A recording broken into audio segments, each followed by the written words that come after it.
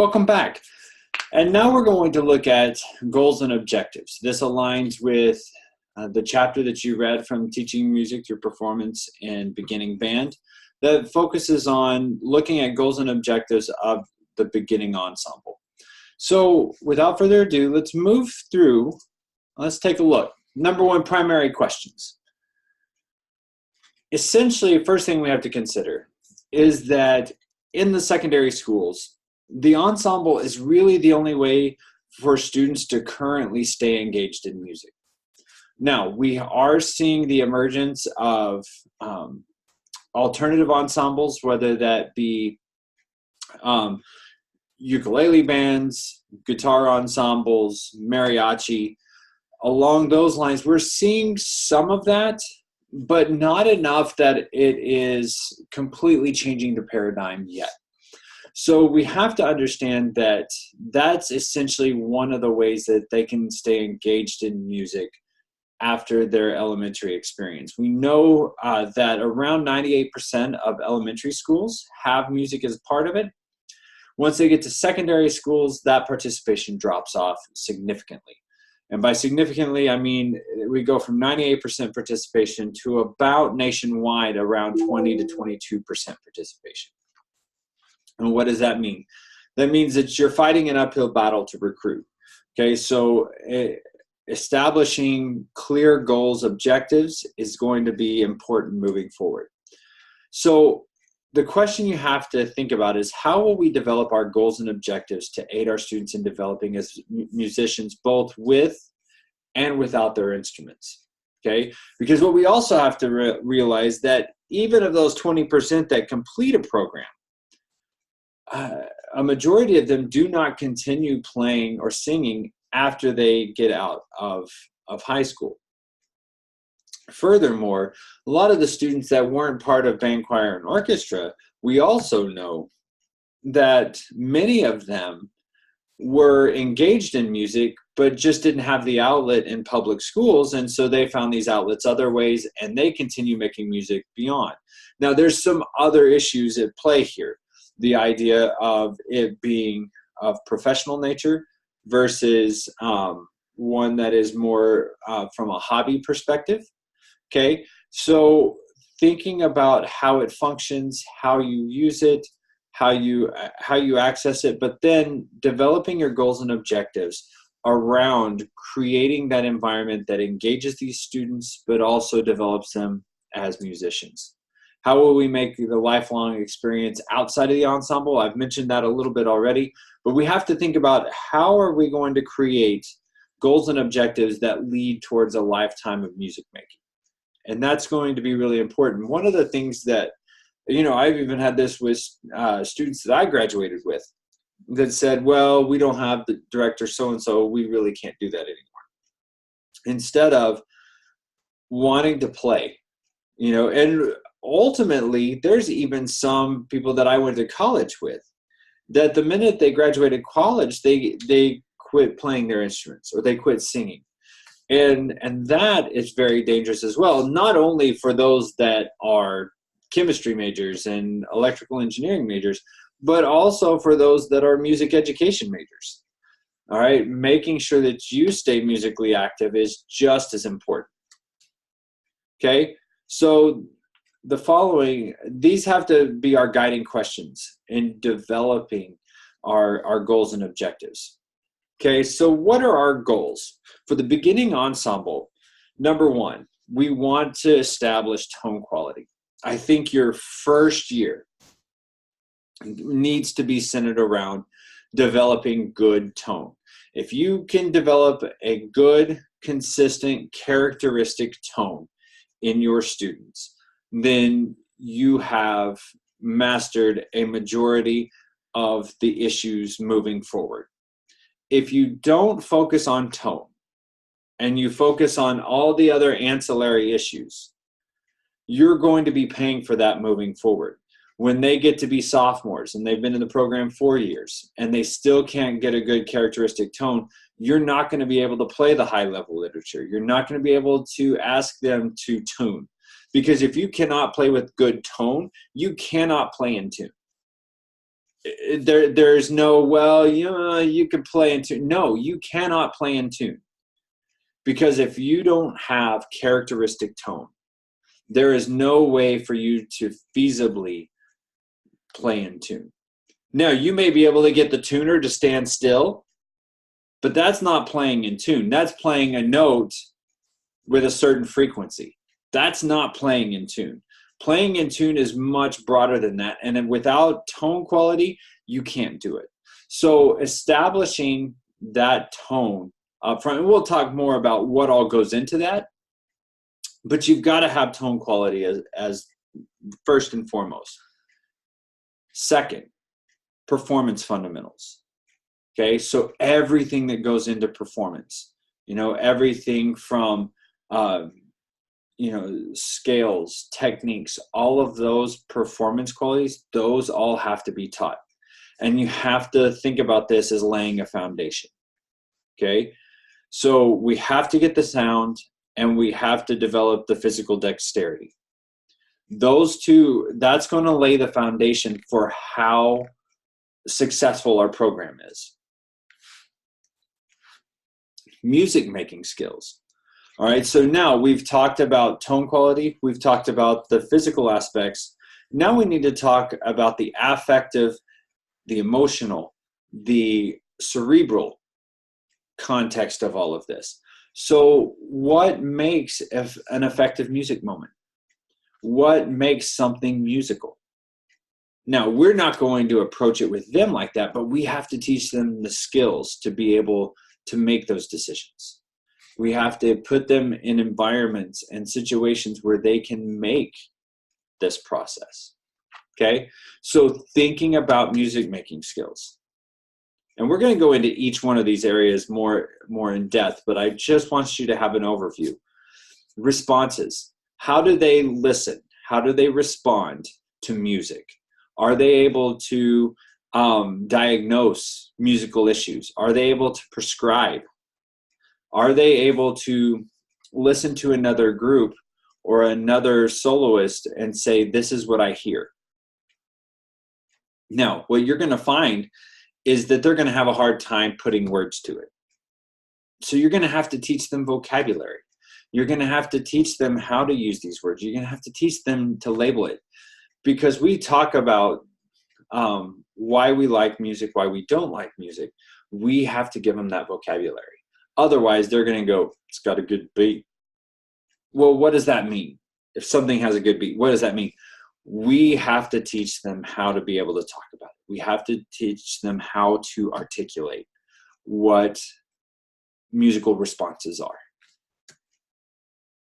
And then, if nothing else, throughout that whole process, we have to instill the value of music education.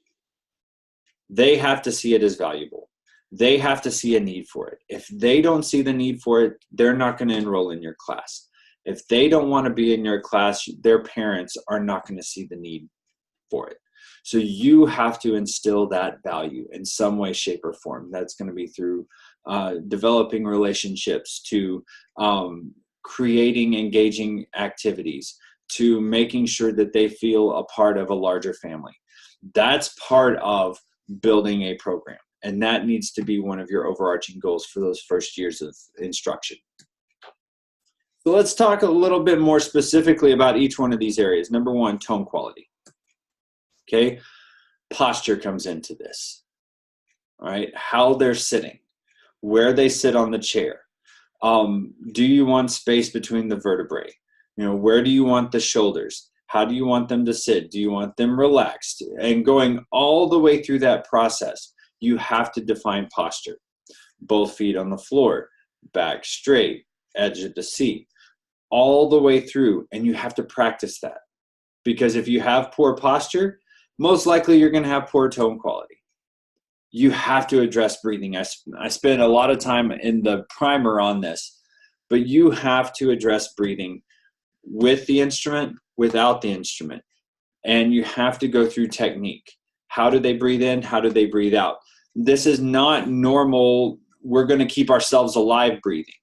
This is, how do I begin to use efficient air? understanding that your body automatically takes in extra anyway. But as you're going out, when you get to the last 20%, that is going to be stale air. So if you're pushing all the way to the very end, you're not being efficient in how you're using your breath. Now, we can't talk to them in those terms. What we can say is, we don't want you to expel all the air. We want you to take a breath before you start to struggle. And then we need to talk about, well, what is a good breath in? What does it feel like? What does it sound like? What should we be expecting? Everything from moving the gut to breathing below the rib cage to relaxing the throat and letting all the air come in. And we have to use strategies and techniques for them to be able to feel that. But we have to address breathing. So posture, breathing, embouchure. Okay. Now this is going to be a little bit different for each group. You know, with clarinets, you might be saying, okay, so we put the clarinet in and we say E and oo. Now all of a sudden we have this way to be able to create the anchors, but it gives them something tangible to work with. Okay, by saying E and then oo. And that creates the flat chin, and that also creates the anchors in the corners that we would want. If we're looking at, you can get a visualizer and be able to see, are they sitting on the bottom third? Are they sitting halfway in between? Are they resting it on the upper third? Where are they at? And where do you want them? Where do you want them to set the embouchure? And then when that embouchure looks like, how do they form it? Do they pull the corners back for a brass player? Do they pull them down? How do they do that? And so you want to be able to work with them. And you're going to have to address embouchure, but you're not going to say, well, today we have to address embouchure. What you're going to say is, all right, let's buzz our lips. All right, now let's try this. And think about it kinesthetically. But you're going to have to address embouchure. Then tone production, all the way through to just making long tones. So if we address posture and breathing and good embouchure up front before they even make that first sound, now what we can do, and we'll put breathing on the instruments so they're used to holding the instruments and pushing air through without making a sound, just airstream only. Then we can start talking about making good sounds on the instrument. Now, we're not worried about notes yet. We're just worried about a good, solid sound. So you may get middle buzz, high buzz, low buzz on the brass instruments, or you might get some odd sounds on flute.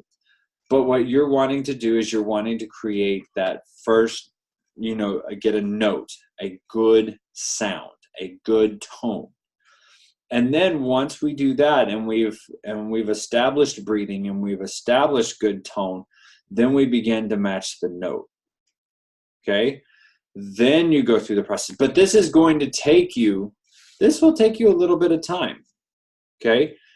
But I guarantee you, if you will focus on posture, breathing, embouchure, and just tone, eventually that's going to take place, and they are going to say, oh, this is what we need to listen for each time.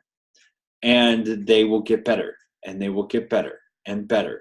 Now, among that, remember, you want them working on tone quality, you want them working on breathing, you want them working on embouchure. So a great way to do this is for you to say, all right, we're going to learn Mary Had a Little Lamb. But this weekend, your job,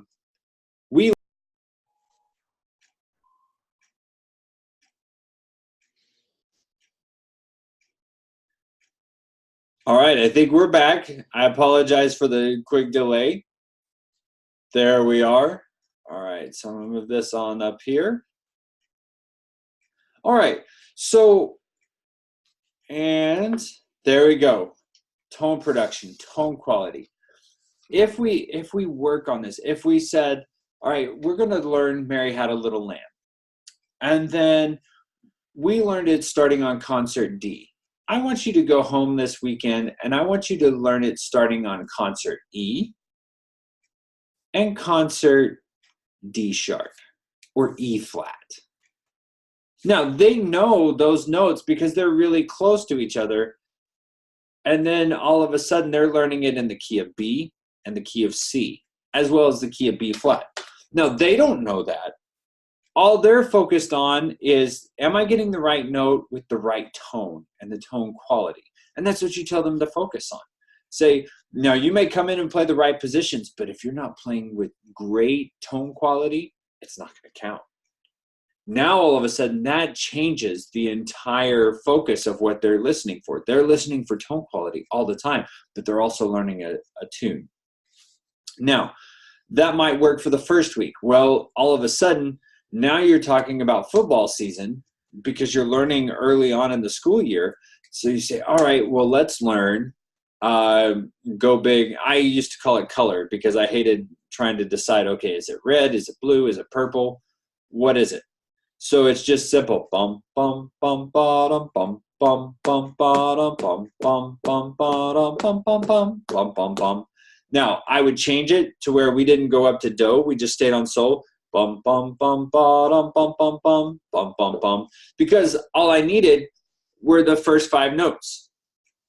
B flat D, E flat E natural F, bum, bum, bum, bottom, bum, bum, bum, bottom, bum, bum, bum, bum, bum, bum.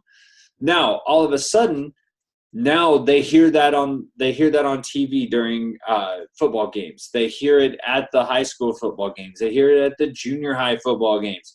Now it's something that they can play along with, and now they're going to become even more excited.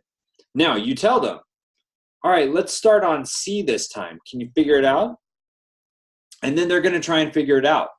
And as they're trying to figure all of this out, then what you've got them doing is you tell them, we want it with good sound. We want it with good tone. Now they're having to focus on getting a good sound on all of the different valve combinations, slide positions, fingerings. Because if we can do that, remember, we haven't even put music in front of them yet. We're just playing completely by ear because we want them focused on what? Tone quality. Okay? And this will be looking at individual, obviously, but we also want them thinking about tone quality and being able to listen and match others around them. So we'll be doing, at home, we want them working on individual tone quality. When they come into school, we want them focused on that, but we also want them on focusing on blending. Performance skills, okay? So care and maintenance. This is also where vocal health comes in, okay? So we have to teach them how to maintain and care for their instrument, whether that's their voice, their trombone, trumpet, saxophone, horn, flute, clarinet, whatever. We have to teach them how to maintain it and how to care for it. If we don't, we end up with students that come in with dislocated lead pipes because their dad tried to take vice grips to the mouthpiece the night before. And if some of you are cringing, you should be cringing because I've seen some really distorted instruments come in, okay? I saw some people try and work on a clarinet and completely disconnected all the keys and caused far more damage than what they needed to. I've seen the dislocated lead pipes. I've seen inside slide stockings completely removed from the instrument itself. I've seen solder breaks on bell kits. There's so many different things that you will see that if you don't teach how to take care and maintain instruments, you're not going to be able to perform on them. Next, how to hold the instrument. Okay. Now, funny story. So we have a player in Manhattan Municipal Band that's called Lefty, and the reason he's called Lefty is because he learned how to play the instrument left-handed because his director never fixed it.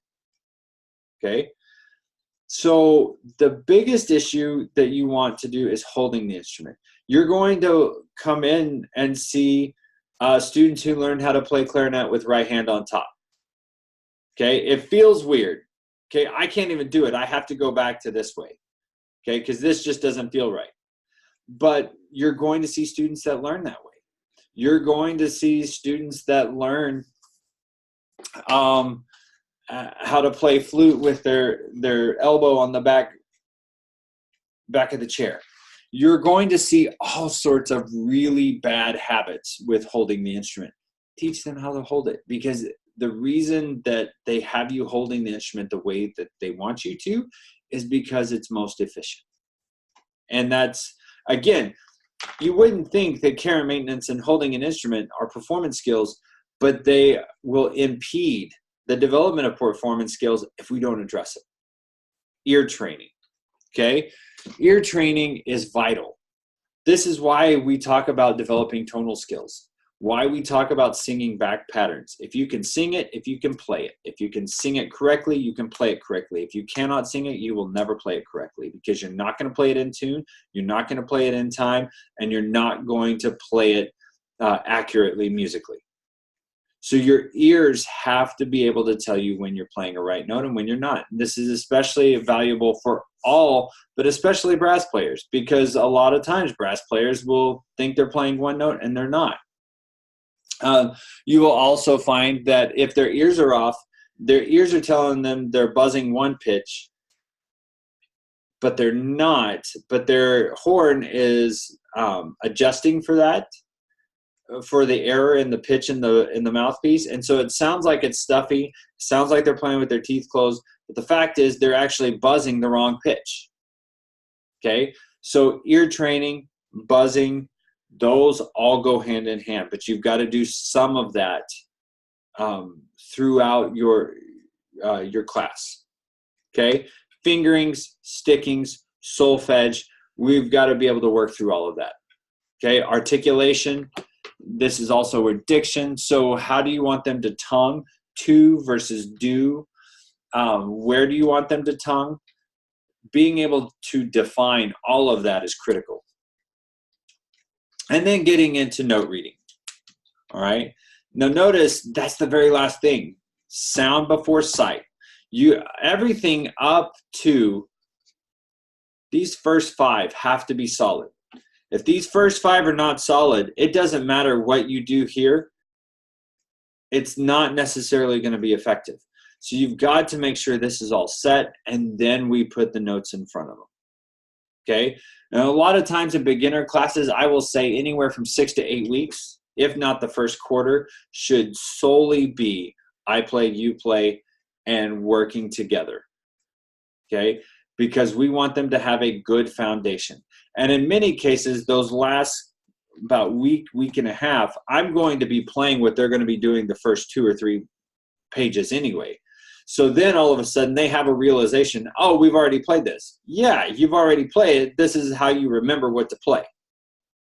So the music becomes more of a placeholder as opposed to a treasure map. Because if they already know what they're going to play, if they see it, they're already hearing it in their head.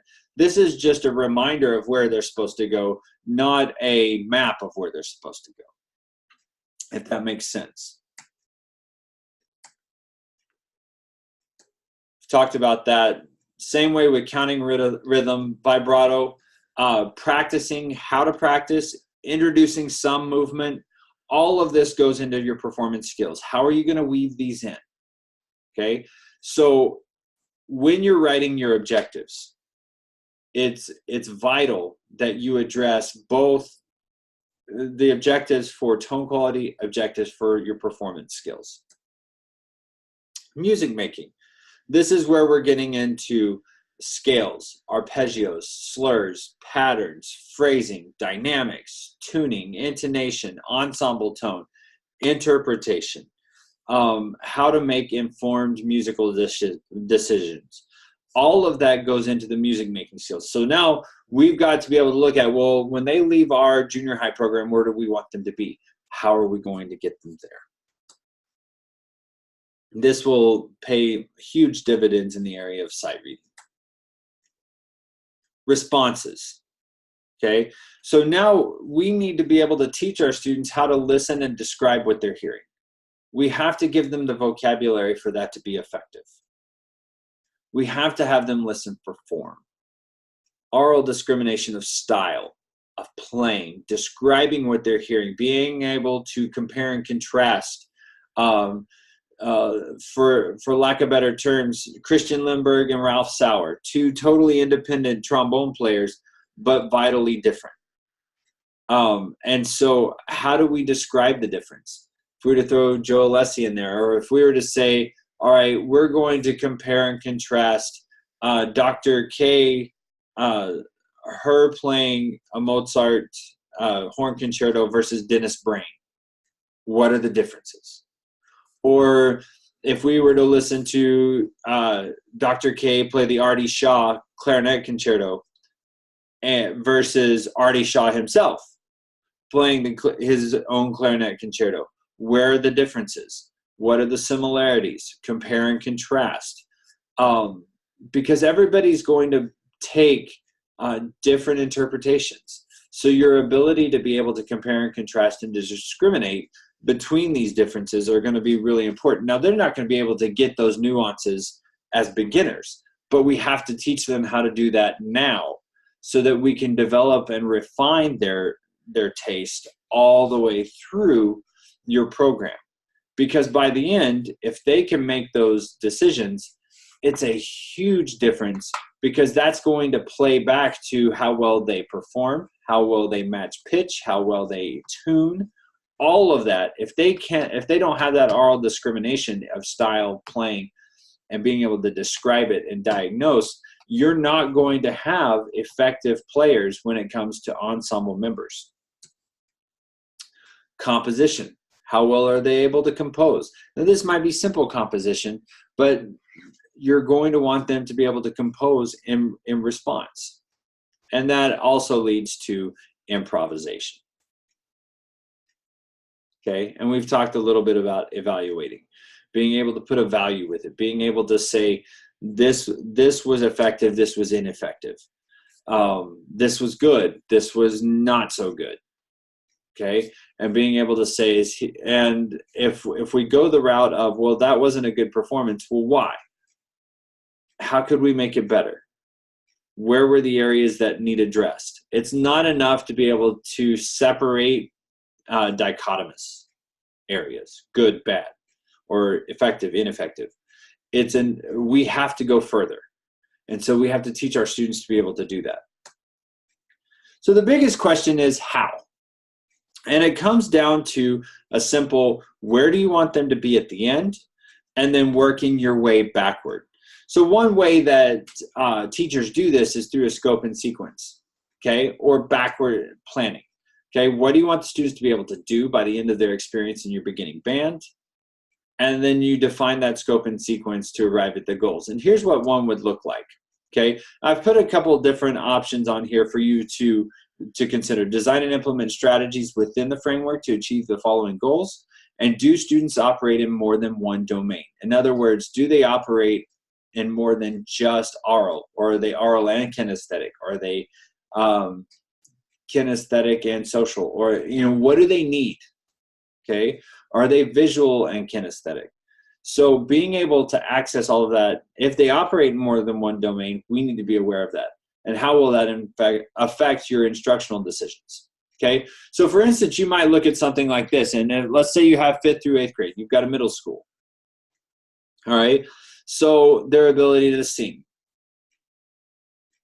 All right, now we may not be, this is one example, but this kind of gives you an idea of, okay, on their instruments, for creating, improvising, and composing, stylistic response to melodic or rhythmic call, appropriate response to melodic or, all right, so now here we're seeing what they're expected to be able to do.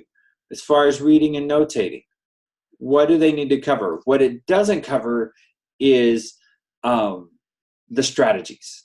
This does not encumber you to say, I have to do it this way and this way only. What this is saying is, this is what the students should be expected to do at the end of 6th grade.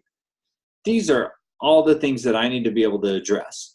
Now, if I know that this is what I'm expected to address during 6th grade, and by the time that they go into 7th grade, they need to be able to be proficient in each one of these areas. Now, that's going to help me know how to sequence my units. It's going to help me know what music to pick. It's going to help me know how to design my warm-ups. because I'm not just going to come in and do Remington warm-up every single day. If I do Remington warm-up, I'm going to have a focus, and it's going to lead into a specific reason. Okay, but I might start with a certain breathing exercise because I know they're going to have to go X amount of beats without breathing. And then I'm going to create a warm-up in the key of the technique we're going to be working on that day. And then I'm going to create a chorale that's based on that same chord progression, so that by the time we get to working on it, I've already prepped their rhythm, I've prepped their harmony, I've prepped everything so that they can be successful on that one area that day. But I can't make any of those decisions if I don't know where they're supposed to be at the end of the year. So all of the music that I select is meant to be sequenced to help them meet those goals and objectives. So part of what you have to do is you have to decide, okay, as a beginner, where do I want them during their second year of study? If you're a middle school director and you're getting them as sixth graders, and you say, all right, by the seventh grade, they need to be here. For us, when I taught, started in seventh grade. By eighth grade, they needed to be ready to go to contest. They had to be ready to compete against people that had already been playing for 3 years. So we had to fast track them. Okay, so we put them into warp speed. They had to be ready to perform at contests by the time they were in eighth grade. Well, in order to be able to do that, we had to efficiently teach all the performance skills, the listening skills, and the tone quality. We had to have that on a fast track. We had to be efficient. And because we were also pushing through, in each one, we would have 40 to 60 kids in each one of these classes. So being able to push through, be able to make that happen was important, okay? The scope and sequence is huge. Then we have to instill value. It has to be fun, okay? It has to be engaging. They have to want to come back. You have to get the hook in early. Sometime in those first 2 class periods, you have to teach them a song. It may not sound great, but they have to know what that song is, because you want them practicing. They're never more excited than the first day they get those instruments out. So you've got to be able to set that hook early so that they want to play, they want to practice, they want to get better. Okay, and this is where history, culture, relation to other arts, showing the connections, letting them experience the connections, that's what instills the value. Okay, so one of the things that I want you to reflect on through this process is everything that we've done over the first 3 class periods, both in my class and in Dr. Gergel's class. What items are present? What have you seen? What can you take with you and put into your own classroom? And so I want you to jot those down as ideas, and consider how you're going to weave that into your own philosophical understanding and your own philosophical thoughts of what the music classroom should look like. Okay? So over the course of the next several class periods, you and your colleagues are going to be teaching sections of the class. So we're going to come to class and we're going to have beginning band. And so I want you coming up with what are some creative ways to teach breathing, creative ways to warm up. How about going through the process of teaching a line of a method book? Okay, I want you to practice that process that we explained in the primer. I want you to be able to have a listening activity. We've modeled a couple before, but I want you to come in and I want you to have guiding questions, a rhythmic strategy, tonal strategy, being able to address some of the fundamentals, right? And so your job is to come up with several of these, and then you're going to sign up and you're going to come in and you're going to share those. And we're going to put together entire lessons based on that. And then we'll have feedback, reflection, what worked, what won't work, and so on and so forth. Okay? Best of luck. And then next time, we'll be looking at structure and strategies of the beginning band classroom.